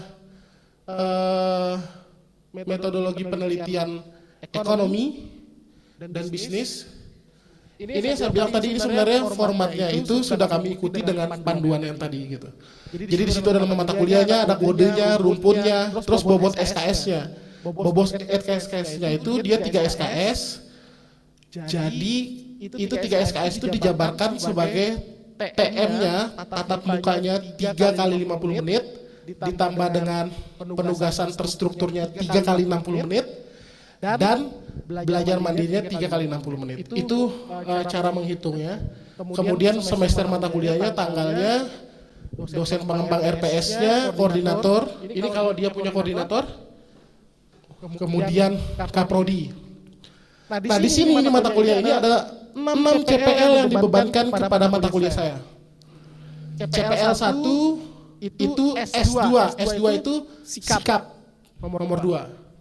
Baru CPL 2 itu sikap nomor 8. CPL 3 pengetahuan. CPL 4 KU, CPL 5 KU, dan CPL 6 KK. Jadi di dalam mata kuliah kita pasti ada 4 itu. CPL-nya, sikap, pengetahuan, keterampilan umum, dan keterampilan khusus. Maka kemudian saya jadikan CPMK, jadi CPL dari Prodi, kemudian saya tentukan CPMK-nya seperti apa. Di sini CPMK pertama menunjukkan sikap bertanggung jawab atas pekerjaan di bidang keahliannya secara mandiri. Jadi CPL nomor 1 tadi, saya ambil langsung jadi 1 CPMK. Karena saya susah menggabungkan sikapnya. Gitu. Jadi saya mau evaluasi sendiri sikapnya. Di CPMK 2, saya gabungkan CPL 2 sampai dan 3. Jadi menjadi mahasiswa menguasai minimal 1 metode penelitian di bidang manajemen dengan menginternalisasi nilai dan norma etika akademik. Jadi CPL 2 itu kan menginternalisasi nilai norma, terus CPL 3 menguasai minimal 1 metode penelitian. Jadi saya gabung jadi menguasai minimal 1 metode penelitian di bidang manajemen dan menginternalisasi nilai norma dan etika akademik. Jadi 2 CPL yang digabung menjadi 1 CPMK. Kemudian CPMK ketiga lebih banyak lagi yang saya gabung. CPL 3, 4 dan 4, 5 dan 6. Jadi CPMK-nya mampu merancang proposal penelitian secara mandiri dan terbebas dari plagiasi serta mendokumentasikannya. Jadi menggabung 3 CPL di atasnya. Selanjutnya bawah. Stop sub CPMK-nya. Atas. Sub CPMK-nya mahasiswa mampu menjelaskan konsep urgensi dan jenis penelitian sosial. Itu sub CPMK 1 dari CPMK 2. Jadi mampu menjelaskan dulu, jadi turun dia levelnya dari C2 dan A3. Kemudian nanti turun lagi, naik dia, mampu merumuskan jadi C3. Mampu menjelaskan menjadi C2 lagi, C2, C3. Jadi sebenarnya CPMK 1 dan CPMK 2 saya, itu levelnya masih lots. Dia dikasih tahu-tahu aja gitu. Setelah sudah sampai lotnya, baru kemudian naik di CPMK ketiganya yang diturunkan menjadi sub CPMK 6. Sub CPMK 6 itu mampu merancang. Jadi tingkatannya seperti itu. Baru kita buat konversinya, tabel korelasinya, Sub CPMK 1 itu dengan CPMK berapanya, baru bawah kita mendeskripsi singkat tentang mata kuliahnya, bawah bahan kajian, terus di sini dia sudah out of date 2014, dia harus di Ya masih ya, 10 tahun masih 2024. Terus selanjutnya. Oke. Nah ini yang saya bilang Bapak Ibu, stop. Pertemuan pertama sub CPMK 1. Jadi pertemuan, sub CPMK 1 tidak harus dilakukan pada minggu, maksud saya, tidak harus dilakukan dalam seminggu. Jadi setiap sub CPMK itu bukan seminggu. Bisa aja 2 minggu satu sub CPMK gitu. Jadi nggak harus satu sub CPMK itu 1 minggu gitu. Kan kemarin sering pertanyaannya, oke, pertemuan ada 14 kali, berarti sub CPMK ada 14 gitu. Nggak harus, sub CPMK saya cuma 6. Tapi ada sub CPMK yang nggak hanya seminggu, tapi bisa di 2 minggu atau 3 minggu. Gitu. Nah dalam sub CPMK 1 ini misalkan, ada bentuk, ada metode, ada tugas. Di situ di atasnya tuh ditaruh bentuk pembelajaran, metode pembelajaran, penugasan mahasiswa. Jadi berarti di kolom ini harus ada 3 bentuk pembelajaran kita, metode pembelajarannya, dan tugas. Baik, di sana indikatornya ketepatan mahasiswanya, kriterianya apa, pakai marking scheme gitu. Bentuknya apa gitu, bentuk penilaiannya apa, ada tes dan non tes kan. Bawah. Stop. Di sini Bapak Ibu coba lihat metode case based learning-nya. Di bentuk pembelajaran, metode pembelajaran, ini ada metode case based learning, itu case method gitu. Jadi saya memberikan tugas kepada mahasiswa saya dalam bentuk case method.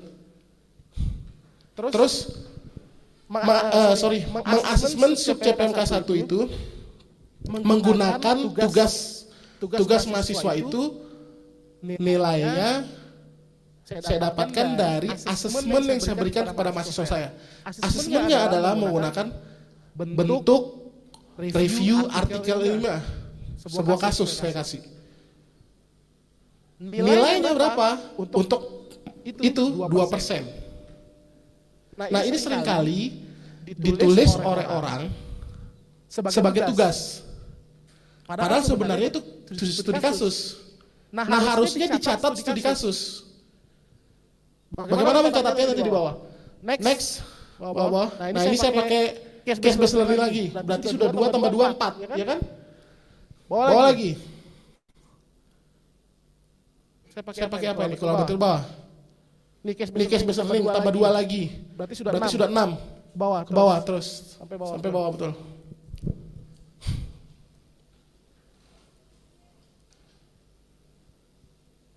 Stop. Bawah. Oke, di sini. Di situ ada case method 36%. Itu penjumlahan yang tadi 2. Di sini saya catat bukan di tugas. Jadi 2 itu bukan di situ tapi di tugas.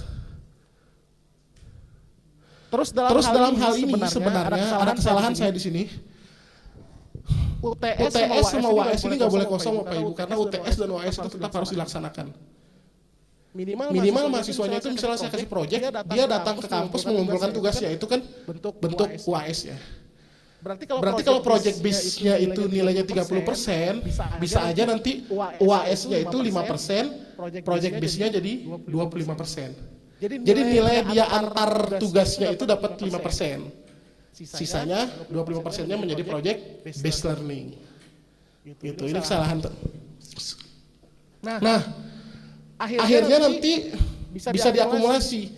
Nah, yang di atas sana aktivitas partisipatif hasil project itu diukur sebagai case method dan project based. Aktivitas partisipatif itu case method 36%, hasil project itu project based learning 30%. Kalau saya jumlahkan totalnya bobot evaluasi yang saya gunakan itu 66% menggunakan project based dan case method. Jadi itu masuk dalam pencatatan IQ. Nah, di dalam sistem Siakat dulu hanya nilai kognitif ini aja yang ada. Presensi, tugas, kuis, praktikum, itu sudah ada di situ. Tapi sekarang kami tambahkan dari semester kemarin sebenarnya dua yang atasnya. Ada aktivitas partisipatif, ada hasil project. Berarti nanti di dalam penilaian Bapak Ibu itu harusnya kalau memang RPS-nya bilang seperti ini, bobotnya juga nanti dipindahin seperti itu. Disyakat sudah mengakomodir sistem penilaian seperti ini. Dulu kan nggak ada yang duanya. Sekarang kami sudah tambahkan yang duanya.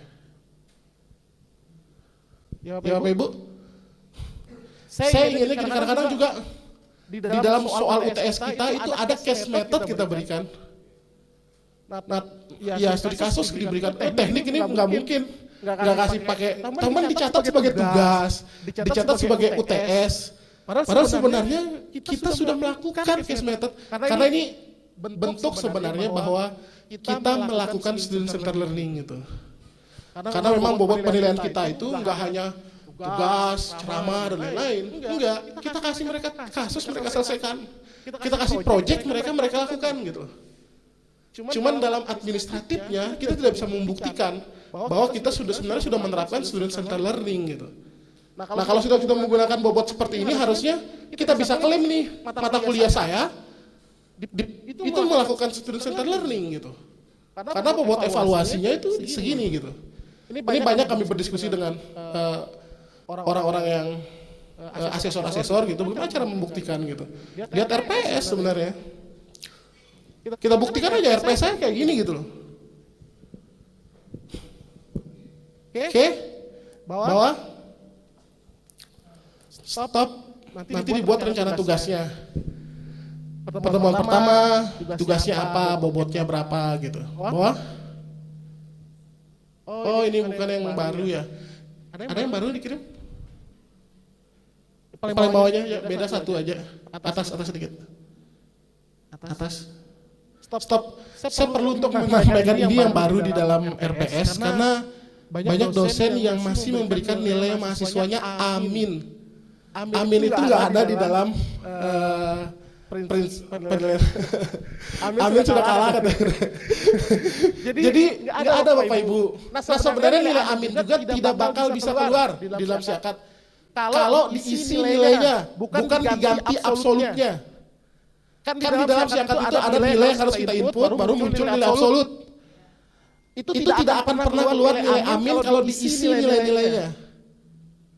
Tapi kebanyakan dosen juga memberikan nilai langsung absolut.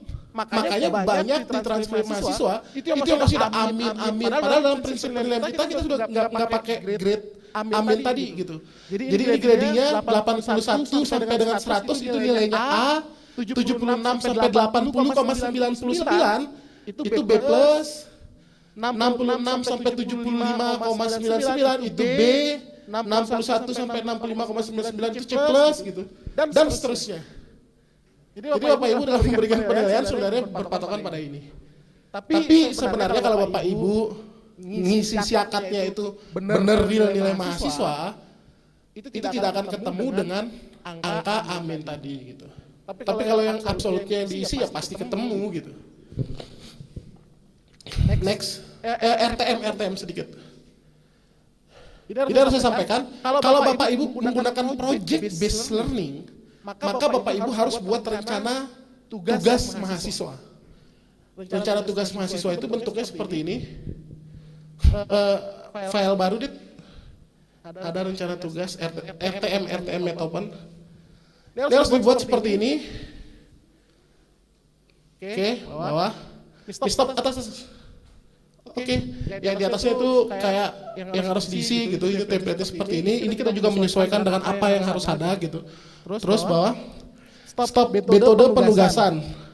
Ini harus disampaikan kepada mahasiswanya. Dia memilih dan mengkaji minimal 10 jurnal nasional dan internasional. Kemudian 10 jurnal yang meringkas, menentukan judul proposal. Ini sebenarnya step yang harus dilakukan oleh mahasiswa. Dan pada pertemuan pertama, dalam step pertama ini kita harus kita bimbing dia. Itu saya bilang jangan lepas dia. Mahasiswa tahu, oke, untuk mengerjakan saya menyusun proposal, saya harus melalui step ini. Pada setiap stepnya itu tugas kita membimbing. Oke, menentukan judul proposal penelitian. Dia konsultasi ke kita itu, ini proposal penelitian saya gitu. Oh ini bukan bidang manajemen, ini bukan bidang teknik metalurgi misalkan, teknik lingkungan. Itu peran kita dosen pembimbing.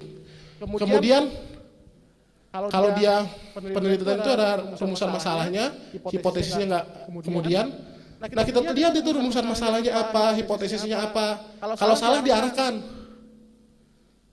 Karena itu step yang harus dia bisa buat. Nah sebenarnya di dalam RTM ini kita menjelaskan kepada mahasiswa setiap step yang mereka harus lakukan sampai dengan mereka mampu melakukan project base-nya. Dan dalam setiap step itu kita sebagai dosen pembimbing harus hadir sebagai pembimbing dia. Sebaiknya dalam kelas karena dokumentasinya akan lebih gampang gitu. Saya bilang.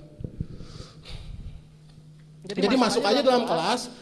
Ya enggak harus misalkan 50 menit kali 3 kan? Ya misalkan 30 menit diskusi aja apa masalah mahasiswanya. Oke judul penelitianmu apa? Ini enggak sesuai, udah konsultasi biasa aja. Kasih mereka guide gitu. Terus motivasi mereka. Sampai dengan mereka mampu melakukan penyusunan itu dan mempresentasikan. Bawah. Stop. Nah ini bentuk dan format luarannya. Jadi objeknya itu penyusunan proposal penelitian, luarannya apa yang diminta?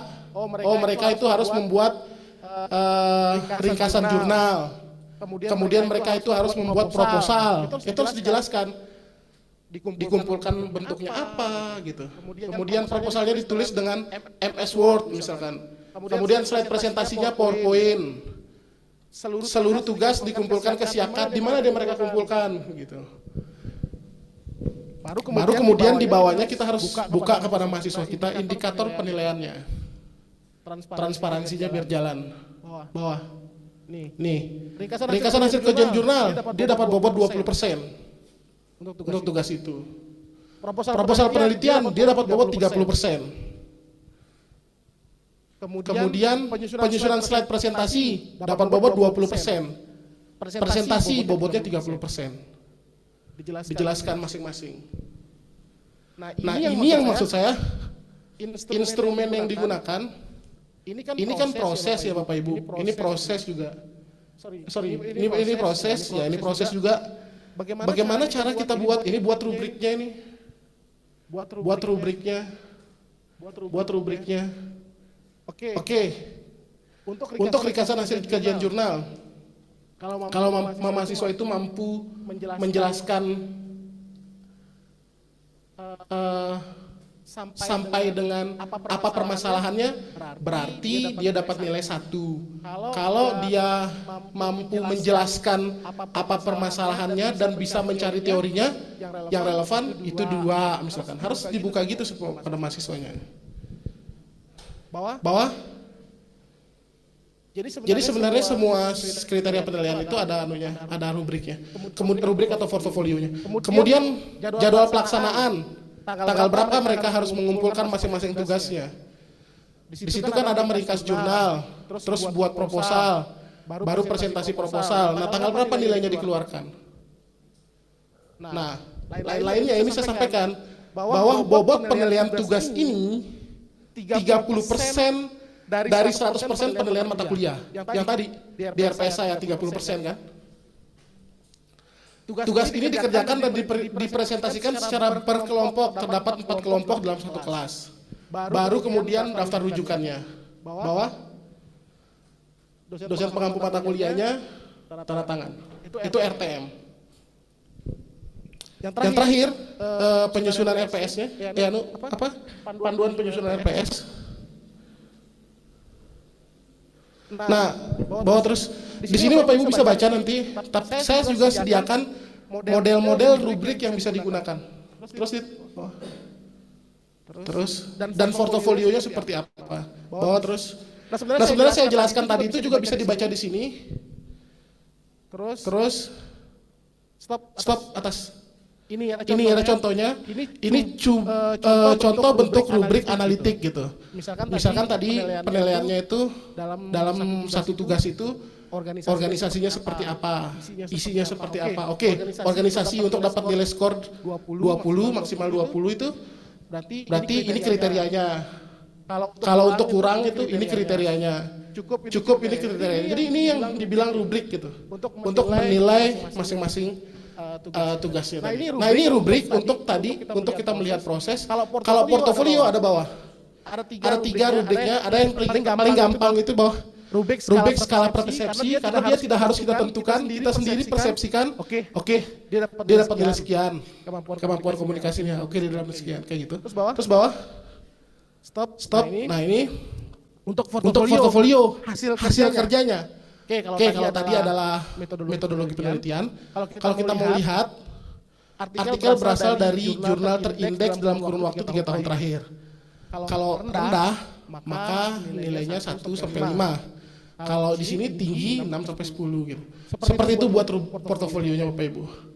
Jadi contoh RPS-nya sudah kami sampaikan, panduan penyusunannya juga kami sudah buat dan sebenarnya sudah kami berikan ke program studi. Kemudian RTM-nya itu sudah kami buat. Jadi nanti bisa kalau memang mau dijadikan contoh nanti kami share. Itu Bapak Ibu, jadi tolong khusus untuk mata kuliah menggunakan project based learning, dia harus membuat rencana tugas mahasiswa yang tadi. Dan itu harus diserahkan kepada mahasiswa ya. Baik Bapak Ibu, mungkin itu aja yang dari saya. Kalau ada pertanyaan mungkin nanti bisa lewat Mbak Nora. Saya akhiri, wabillahi taufiq wal hidayah. Assalamualaikum warahmatullahi wabarakatuh.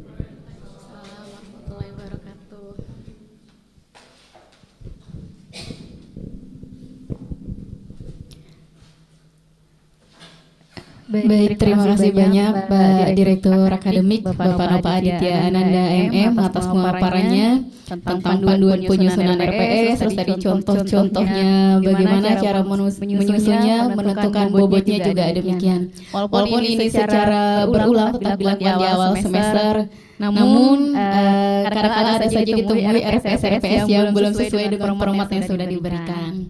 Baik Bapak Ibu dosen, untuk selanjutnya kita buka sesi tanya jawab bagi Bapak Ibu yang ingin berdiskusi pada pagi hari menjelang siang ini, kami silakan.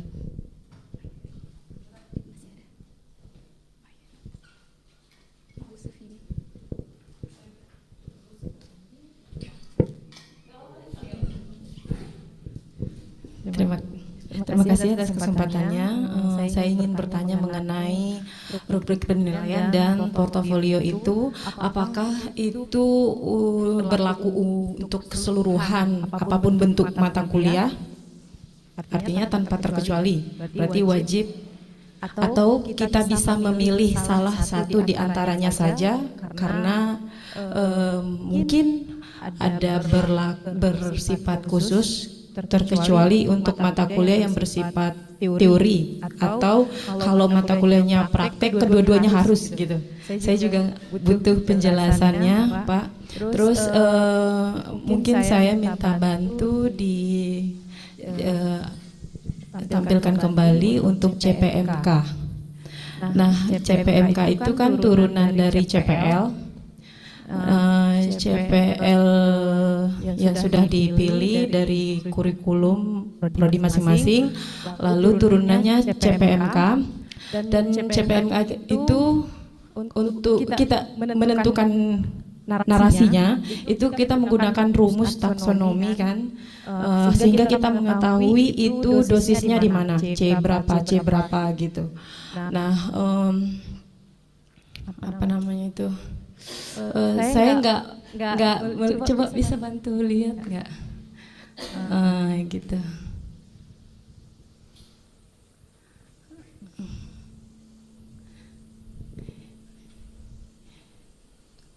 Karena untuk sosialisasi kurikulum ini sebelumnya kan saya selalu mengikuti gitu.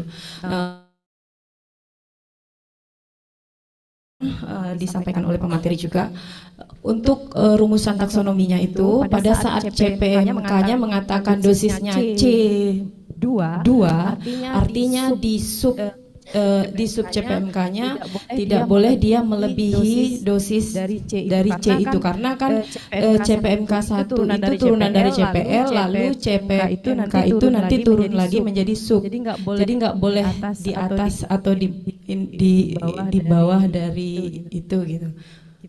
Itu sepemahaman saya pada saat saya mengikuti gitu. Karena coba dilihat korelasi itu, Mbak. Saya lihat di bawah. Itu Kan kan CPMK 1 itu di sub sub 6.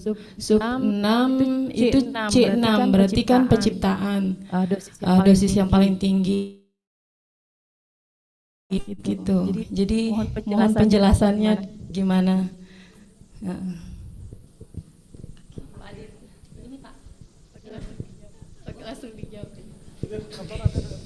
Baik, pertanyaan pertama. Terkait dengan Apa tadi? apa tadi Bu bilang? Oh, rubrik ya. Oh, rubrik ya. Setiap asesmen itu harus punya tugasnya dan setiap tugas itu harus punya rubriknya, sebenarnya seperti itu. Ada Tiga jenis rubrik yang kami sampaikan di sini. Mungkin ada rubrik lainnya, mungkin Pak Umar ya atau Pak Parman, saya nggak terlalu ini. Saya hanya familiar dengan yang tiga itu gitu. Bisa aja digunakan, pilih salah satunya untuk menggunakan tugas itu seperti apa. Begitu juga dengan portofolio. Nanti bisa aja dibuat satu aja untuk tugas itu gitu. Jadi sebenarnya rubrik itu banyak jenisnya, misalkan tiga yang tadi yang itu bisa digunakan salah satunya ini sebagai bahan referensi aja bagi Bapak Ibu, rubrik seperti apa yang bisa digunakan gitu. Tapi nanti menentukannya tentunya program dosen punya wewenang untuk kemudian menggunakan rubriknya seperti apa dan portofolio seperti apa. Enggak harus, jadi masing-masing tugas bisa aja beda-beda rubriknya. Dia pakai rubrik A, rubrik B, rubrik C misalkan. Yang penting bahwa Ibu menyampaikan sebenarnya kriteria penilaian itu seperti apa. Jadi mahasiswa transparan tahu, oke, saya kalau nggak ada rubriknya kan mahasiswa nggak tahu. Oke, kalau gitu saya dapat presentasi misalkan mereview jurnal, bobotnya 20%. Oke, kalau saya mau dapat nilai 80 bagaimana? Ya tentu kan harus ada rubriknya. Nah, rubrik itu yang menjadi transparansi antara saya, dosen, dan si mahasiswa. Jadi nanti kalau ada rubriknya, oke, kalau kamu mau dapat 20% untuk review jurnal, nilai 1 sampai 20-nya, kamu harus melengkapi ini. Nilai ini 21 sampai sekian harus melengkapi ini. Sampai dengan nilai terbaiknya seperti apa. Jadi dia bisa mengukur sendiri, oke, kalau saya itu hanya bisa menjelaskan masalah aja, oh berarti saya jangan harap nilai 80, saya harap nilainya 20 aja. Berarti saya dapat nilai 20 kali 20%, karena review jurnal cuma nilainya 20% gitu. Jadi dia bisa menghitung sendiri sebenarnya Bu, proses transparansinya. Itu gunanya rubrik. Gitu. Itu pun juga portofolio, kalau yang dinilai adalah proposalnya, maka dia proposal ini mau disubmit atau bagaimana gitu. Kita tinggal taruh nilainya berapa, kriteria tertingginya sama kriteria terendahnya. Sehingga mahasiswa tahu, oke, kalau saya nanti luarannya itu adalah saya diminta buat artikel misalkan. Artikelnya itu kalau dia publish di Sinta berapa nilainya? Kalau dia publish di jurnal ISSN aja berapa nilainya gitu kan? Itu seperti itu rubrik gitu. Jadi mahasiswa tahu. Yang kedua, benar. Jadi CPMK itu kalau ditaruh C2, sub CPMK-nya nggak boleh lebih 2. Dia harus di bawah. Tadi saya bilang kan kalau kolom atas itu menjelaskan tentang CPMK, kolom bawahnya sub CPMK. Kalau CPMK-nya C6, sub CPMK-nya bisa turun dari C1, C2 sampai dengan C6. Tapi kalau sub CPMK-nya 2, nggak boleh dia naik sampai C, sub CPMK-nya C6. Coba Ibu lihat yang di sini. Stop. CPMK 1 saya itu dan CPMK 3 saya itu sebenarnya adalah C6.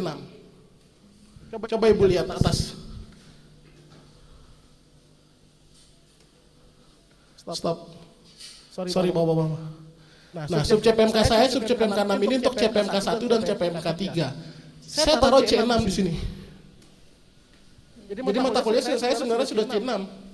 Cuman pertanyaannya, kalau langsung C6, kira-kira bisa nggak langsung orang buat? Makanya harus ada C2 dulu untuk mengantar dia bisa membuatnya sampai dengan C6.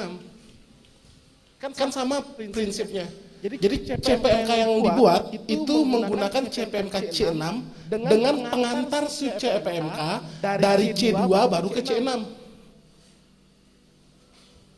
kata kerja pada C1 dengan CPMK 3 itu di sini loh. Kata kerjanya ini kan C6 nih. Merancang. Jadi CPMK-nya ini sebenarnya sudah C6. Saya turunkan sub CPMK itu C6. Tapi untuk mencapai C6 ini, saya harus mengantarkan mereka dari C2 dulu. Baru ke C6. Jadi prinsipnya sama sebenarnya, Bu. Dan benar katanya Bu Sufina bahwa nggak boleh kalau CPMK-nya C6, maka sub CPMK-nya, CPMK-nya itu C3, sub CPMK-nya itu nggak boleh melebihi itu. Nah misalkan nih, ini contohnya, CPMK 1 menunjukkan sikap bertanggung jawab atas pertanyaan. Terus dia menguasai minimal satu metode. Menguasai itu pengetahuan, C2. Sub CPMK-nya C2. Ada sub CPMK C3. Karena memang kata kemampuan sub CPMK-nya itu menguasai itu kan pada level C2. Makanya sub CPMK-nya jadi nggak ada yang melebihi C2. Tapi di CPMK lainnya ada C6. Maka sub CPMK-nya itu ya 6. Gitu ya Bu Sufina. Mungkin ada yang mau dikomentari? Sudah. Jadi ya gitu Bapak Ibu. Jadi sebenarnya katanya Bu Sufina itu benar gitu. CPMK itu nggak boleh sub CPMK itu tidak boleh melampaui level kognitif yang ditentukan di di CPMK-nya. Kalau CPMK dari awal ditentukan kata kerjanya tadi, jadi mahasiswa mampu menunjukkan atau menguasai minimal satu metodologi penelitian, ternyata di sub CPMK-nya mahasiswa mampu merancang, itu salah itu karena merancang itu sudah C6 kalau di sub CPMK-nya. Oke? Terima kasih Pak Adit. Ya, barangkali ada yang ingin didiskusikan lagi kepada Bapak Ibu yang berada di ruangan ini, kami persilahkan.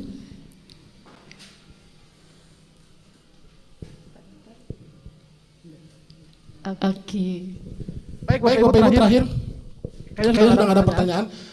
Jadi nanti kami dari Subdirektorat Pengembangan dan Inovasi Akademik itu setiap semesternya sebenarnya memvalidasi RPS atau seperti yang Pak Win sampaikan, kenapa kita bisa tahu program studi mana yang punya RPS, seperti Pak Win bilang, ini kok ada dosen nggak punya RPS gitu. Karena memang kita minta untuk kumpulkan ke pengembangan dan inovasi akademik lewat program studinya. Jadi kalau Bapak Ibu ngumpul ke program studi, berarti program studinya nggak bisa ke kita. Gitu. Dan itu data itu tetap kami lakukan setiap semesternya. Nah, mungkin nanti ke depannya itu akan menjadi proses evaluasi bagi dosen yang tidak mengumpulkan RPS. Kami tidak, sekali lagi kami tidak meminta dosen itu untuk membuat RPS sendiri, karena dia bisa buat berkelompok kan. Tapi kami meminta dosen itu memiliki RPS ketika mereka melaksanakan pembelajaran. Jadi ketika nanti Bu Nora juga akan share untuk program studi link untuk upload RPS-nya. Nah, kami akan mendata di situ. Kami punya data kelas Bapak Ibu dan kami punya RPS dari program studi. Nah, ketika tidak matching gitu, berarti kan ada yang tidak melaksanakan RPS-nya gitu. Tidak mengumpulkan RPS-nya. Nah, nanti bentuknya bisa jadi ya ini menjadi pengingat bagi kita semua. Ya bisa jadi kalau kita nggak punya RPS ya berarti kita sudah, pertanyaannya adalah kita sudah jadi dosen nggak? Sudah menjalankan kewajiban kita sebagai dosen nggak gitu? Mungkin itu Bapak Ibu. Terima kasih.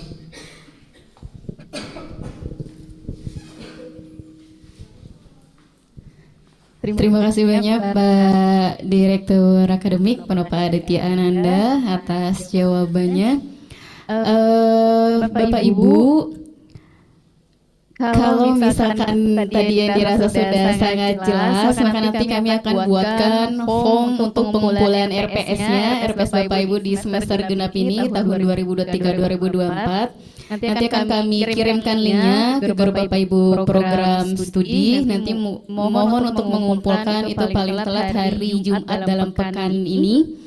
Nanti yang mengumpulkan lewat dari waktu yang sudah ditentukan, nanti mungkin akan ada evaluasinya seperti apa gitu. Nanti Bapak Ibu juga bisa melihat RPS-RPS yang sudah dikumpulkan oleh Bapak Ibu dosen dari program studi lain seperti apa, karena untuk draftnya kami buka linknya terbuka gitu untuk umum, tidak kami tutup aksesnya. Bapak Ibu sembari menunggu waktu makan siang gitu ya di luar. Kalau sudah tidak ada pertanyaan, kedua sudah clear, maka terakhir kita izin foto bersama untuk mendokumentasikan kegiatan kita pada pagi menjelang siang hari ini. Kita bisa foto bersama, Bapak Ibu bisa berdiri, sekiranya ada di tempat Bapak Ibu duduk gitu.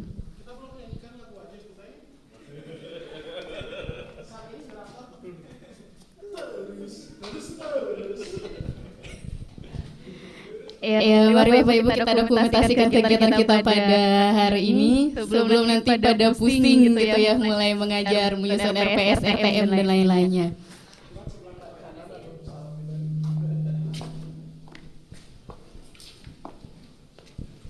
Maju ke depan boleh biar terlihat lebih jelas.